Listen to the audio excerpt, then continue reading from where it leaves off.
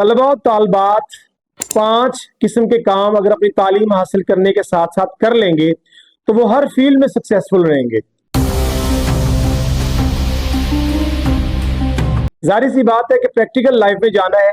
जैसे आपकी education complete होती है, आप किसी भी क्लास में है, मैट्रिक में है, इंटरमीडिएट में है, ग्रेजुएशन कर रहे हैं या मास्टर्स कर रहे हैं, आपने प्रैक्टिकल फील्ड में लाजमी जाना है। और उसके जाने से पहले जो चीजें तालीम हासिल करने के बाद जो डिफिकल्टीज आपको आती हैं, अगर आप पहले ही वो हासिल कर लें तो ये सोने पे सुहागा होगा। चीजें जल्दी से नोट कर लीजिए। 4 चीजें हैं जो मैं आपको बता रहा हूँ। 4 काम अपने करने हैं अपनी तालीम हासिल करने के साथ साथ। आपको इंतहाई ज्यादा, ना सिर्फ पाकिस्तान में बल्कि पाकिस्तान से बाहर भी इंतहाई ज्यादा अहम जो है वो किरदार इनका नजर आएगा और बहुत ज्यादा फायदा होगा। नंबर 1 नोट कीजिए। नंबर 1, आप इंग्लिश लैंग्वेज लाजमी सीखें। आप मैट्रिक कर रहे हैं, इंटरमीडिएट कर रहे हैं, चाहे ग्रेजुएशन कर रहे हैं, आपको इंग्लिश लैंग्वेज सुनना, बोलना, पढ़ना और लिखना, ये चारों स्किल्स पे कमांड होनी चाहिए। उसकी रीजन ये है कि अगर आप मैट्रिक के एग्जाम्स दे रहे हैं तो इंटरमीडिएट में आप जाहिर सी बात है सारे सब्जेक्ट्स इंग्लिश में हैं। अच्छा, यहाँ पे एक मसला और होता है कि जब आप मास्टर्स भी कर लेते हैं इंग्लिश में, तब भी आपको इंग्लिश बोलना, लिखना, पढ़ना नहीं आता। आपको एक लेटर लिखने का कहा जाए या 10 लाइंस लिखने का कहा जाए तो आपको नहीं आती। याद रखिएगा कि फ्यूचर में आप पीपीएससी के एग्जाम्स में जाते हैं या सीएसएस के एग्जाम्स में जाते हैं तो English language plays a very very important role. सबसे ज्यादा बच्चे तलबा तालबात सीएसएस करते हुए इंग्लिश लैंग्वेज में रह जाते हैं। जो ऐसे का एक पेपर है उसमें रह जाते हैं क्योंकि उनकी इंग्लिश इतनी अच्छी नहीं होती। इंग्लिश लैंग्वेज पे काम करें, आप सक्सेसफुल रहेंगे क्योंकि जिस भी फील्ड में आप जाएंगे इंग्लिश से वास्ता बहरहाल आपका पड़ेगा। आप इंटरनेट की फील्ड से या फाइबर पे आना चाहते हैं, अपवर्क पे आना चाहते हैं, आपकी English language should be very strong, बहुत शानदार होनी चाहिए। तालीम हासिल करने के साथ साथ, मुख्तलिफ सब्जेक्ट्स पढ़ने के साथ साथ इंग्लिश लैंग्वेज पे लाजिम फोकस करें। नंबर 2, दूसरा काम जो आपने करना है वो करना है communication skill. Communication skill plays a very important role. For example, वो एक शेर है कि मैं कैसे गुफ्तगू से गैर को अपना बनाता हूँ, इधर आओ यहाँ बैठो तुम्हें जादू सिखाता हूँ। अगर आप सामने वाले को मुतासिर करना चाहते हैं, आपकी कम्युनिकेशन स्किल बहुत शानदार होनी चाहिए।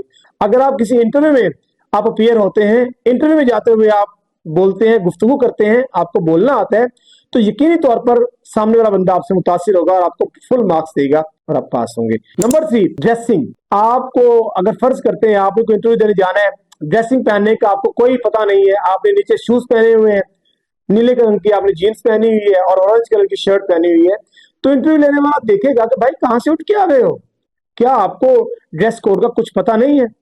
तो तीसरा पॉइंट बड़ा इंपॉर्टेंट है, आपकी ड्रेसिंग बताती है कि आप कितने ज्यादा सुलझे हुए हैं।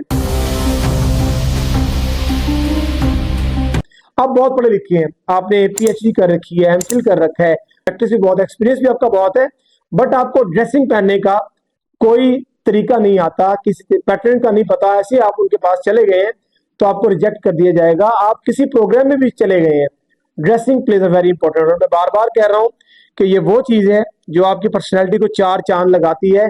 आपको बहुत अच्छा बोलना आता है लेकिन ड्रेसिंग आपकी अच्छी नहीं, लोग आपकी तरफ देखेंगे भी नहीं। और लोग तब देखते हैं जब आप खूबसूरत नजर आते हैं, जब आप अट्रैक्टिव नजर आते हैं। लोगों को इससे कोई सरोकार नहीं कि आपकी जेब में कितने पैसे हैं, वो देखते हैं कि आपकी ड्रेसिंग कैसी है, आपने लिबास कैसा पहना हुआ है। नंबर 4, आखिरी बात बड़ी इंपॉर्टेंट है, bad company destroy your everything. जो बुरी आदत है, बुरी सोहबत है आपकी दोस्तों की, वो आपका सब कुछ तबाह कर देती है। आप अपना टाइम कहां गुजारते हैं? एक दिन में 24 घंटे का वक्त होता है।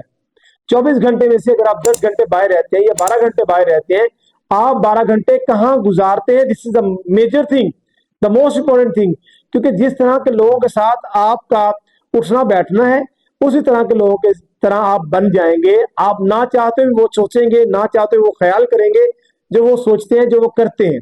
ये प्रैक्टिकल है। इस प्रैक्टिकल काम से आप बहुत ज्यादा बेनिफिट ले सकते हैं अगर आप अपने आप को लिमिटाइज करते हैं उन लोगों के पास जाने से जो आपके लिए नुकसानदेह है। तो कोशिश करें कि आस्तीन के उन सांपों से दूर रहें जो बज़ाहिर तो दोस्त हैं लेकिन आपकी पर्सनैलिटी को खराब कर देते हैं। Thank you.